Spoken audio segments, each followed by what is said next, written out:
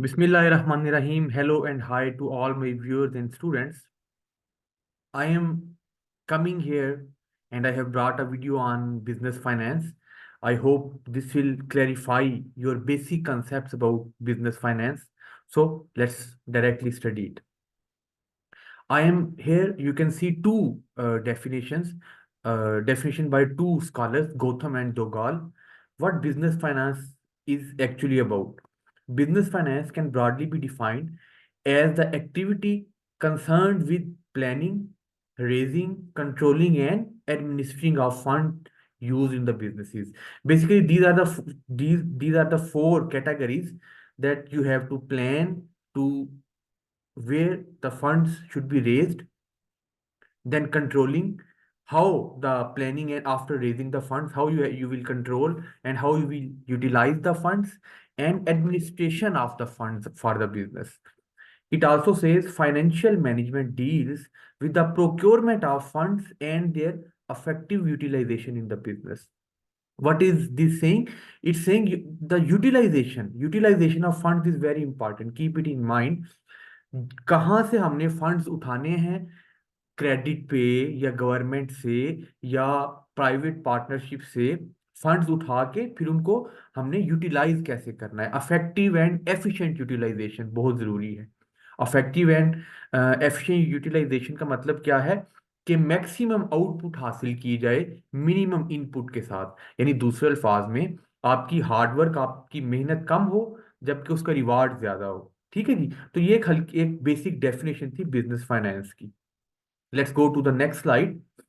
यहां पे हम नेचर ऑफ बिजनेस फाइनेंस की बात करेंगे। नेचर ऑफ बिजनेस फाइनेंस यानी किस किस चीजों में बिजनेस फाइनेंस डील करता है, इसका स्कोप क्या है। मैं जरा इसको एडजस्ट कर लूं सो दैट इसको इस साइड पे रख लेता हूं या नीचे, ताकि आपको स्लाइड्स पढ़ने में कोई दुश्वारी ना हो। Business finance assesses the risk to figure out finance gain. You have to gain finance, you have to collect finances. So business finance helps you to assess the risk which can take place। कौन कौन से आपको business जब finance gain करना है तो किन किन रिस्क को आपको माइंड में रखना होगा। Necessary for all types of businesses.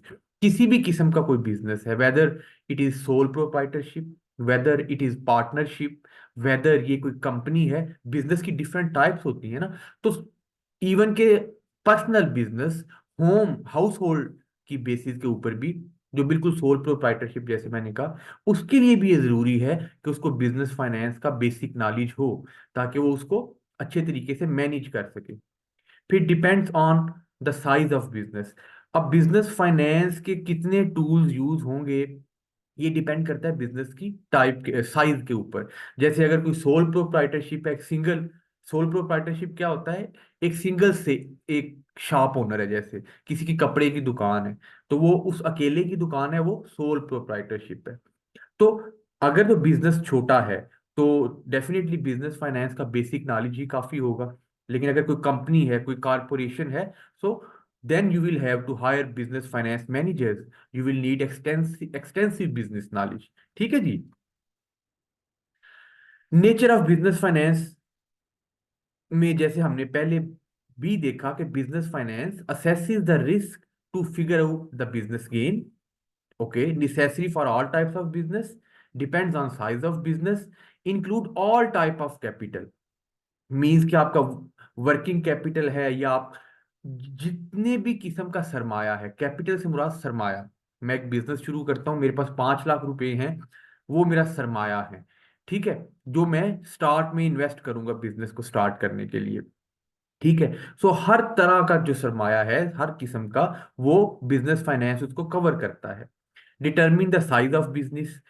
Business finance का ये भी काम है कि वो बिजनेसेस के साइज को भी डिटरमिन करे और बताए कि किस बिजनेस पे बिजनेस फाइनेंस के कौन से टूल्स लगेंगे, कौन से उसके जो बिजनेस फाइनेंस के टूल्स लगेंगे ताकि उसको अच्छे तरीके से रन किया जा सके। वाइडर टर्म, अगर आप बिजनेस को वाइड करना चाहते हैं तो भी बिजनेस फाइनेंस की हमें जरूरत पड़ेगी। फिर finance managers of finance department allocate finance to other department and advise for the proper utilization of business finance. किसी अगर कारपोरेशन की बात की जाए या बड़े बिजनेस की, जहां पे आमतौर पे you have the position of finance manager, तो फाइनेंस मैनेजर जो है, जो कि which belongs to finance department, ये एलोकेट करता है फंड और फिर मेक श्योर करता है कि उसकी proper utilization of the fund के लिए भी। ठीक है जी, आगे चलते हैं। आगे scope of business finance. Scope से मुराद क्या क्या चीजें बिजनेस फाइनेंस कवर करता है। ठीक है, क्या क्या डूज हैं बिजनेस फाइनेंस फाइनेंस के अंदर, और क्या क्या एरियाज जो डोंट्स हैं, ठीक है, जो उसमें नहीं आते, इसको हम देखेंगे। Analysis and research of financial statement. Business finance का ये काम है कि जो फाइनेंशियल स्टेटमेंट्स हैं, बेसिकली तीन किस्म की फाइनेंशियल स्टेटमेंट्स होती हैं। कौन कौन सी? इनकम स्टेटमेंट है, बैलेंस शीट है, कैश फ्लो स्टेटमेंट है। बेसिकली ये तीन मोटी मोटी स्टेटमेंट्स हैं। सो इनको एनालाइज करते रहना, बिजनेस स्टेटमेंट्स को टाइमली, ये नहीं कि ईयर एंड के ऊपर ही फाइनेंशियल स्टेटमेंट का एनालिसिस करना, नहीं, उनको with the passage of time on going regular basis के ऊपर फाइनेंशियल स्टेटमेंट्स को एनालाइज करना, ये इसके स्कोप में आता है।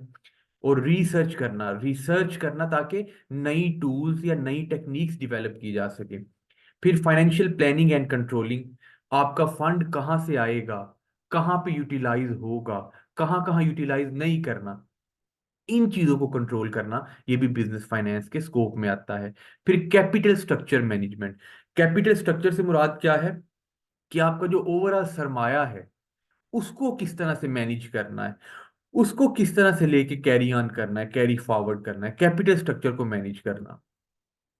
ठीक है, जैसे फाइनेंशियल जो स्टेटमेंट्स, फाइनेंशियल डिसीजन, ये तीन डिसीजन यू कैन सी, जो analysis and research of financial statements है, इसमें तीन फाइनेंशियल डिसीजंस बहुत इंपॉर्टेंट होते हैं, ये सुन लीजिए।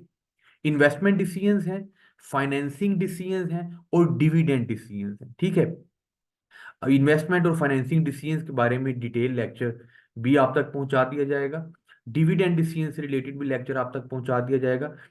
डिविडेंड, वैसे डिविडेंड किसको कहते हैं? जो आप शेयर्स कुछ खरीदते हैं, तो शेयर के ऊपर जो प्रॉफिट होता है, उनको एक्चुअली डिविडेंड कहा जाता है।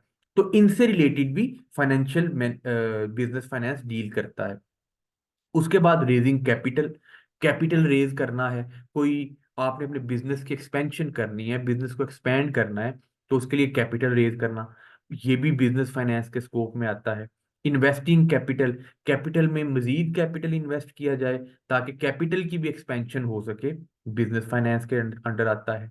Managing and monitoring finance and risk, ये बिजनेस फाइनेंस में आपको रिस्क एंड रिटर्न का टॉपिक बार बार आता रहेगा, इसके ऊपर भी वीडियो आपके लिए बना दी जाएगी। इनको मैनेज करना, ये देखना कि हम किन किन जगहों पे पैसा लगाएं और हमें उससे रिस्क कितना है, अगर तो रिस्क ज्यादा है तो उस अवॉइड किया जाए ऐसे डिसीजंस को। सो इन चीजों को भी मैनेज करना बिजनेस इसी के स्कोप में आता है। फिर working capital management. Working capital management से मुराद क्या है? जो डेली बेसिस के ऊपर, वर्किंग कैपिटल से मुराद जो डेली बेसिस के ऊपर आप कैपिटल यूज कर रहे होते हैं। ठीक है, एक छोटी सी कंपनी भी अगर हो तो उसमें वर्किंग डेली बेसिस पे बहुत से काम हो रहे होते हैं। ठीक है, तो वर्किंग कैपिटल इसको कहते हैं, उसको मैनेजमेंट। और डिविडेंड मैनेजमेंट, डिविडेंड जैसे शेयर के ऊपर जो प्रॉफिट मिलता है उसको डिविडेंड। तो कंपनी ने अक्सर शेयर सेल भी किए होते हैं, खरीदे भी होते हैं, तो उसके डिविडेंड को मैनेज करना, शेयर्स को मैनेज करना भी बिजनेस फाइनेंस के अंडर आता है। ठीक है, ये उसका स्कोप हो गया। अब यह है बेसिस, आगे है आपको सिग्निफिकेंस ऑफ बिजनेस फाइनेंस, क्यों पढ़ना चाहिए, इसकी अहमियत क्या है। This is why this is significant, why it is important to study business finance. First one देख लें, necessary for establishing a business. आपका बिजनेस ही एस्टेब्लिश नहीं हो सकता जब तक आपको बिजनेस फाइनेंस की कोई प्रॉपर नॉलेज ना हो। नॉलेज होगी तो आप बिजनेस को आगे लेके चल सकेंगे, otherwise your business will go bankrupt. Necessary for running the business, business को एस्टेब्लिश करने के लिए और उसको फिर स्मूथली रन करने के लिए भी बिजनेस फाइनेंस इसकी जरूरत पड़ती है। फिर necessary for modernization and expansion of business. With the passage of time नई नई टूल्स, नई टेक्नोलॉजीज आ रही हैं, बिजनेस करने के तरीके भी they are getting modernized. So in order to modernize your business and in order to expand your business, आपको बिजनेस फाइनेंस का नॉलेज होना जरूरी है।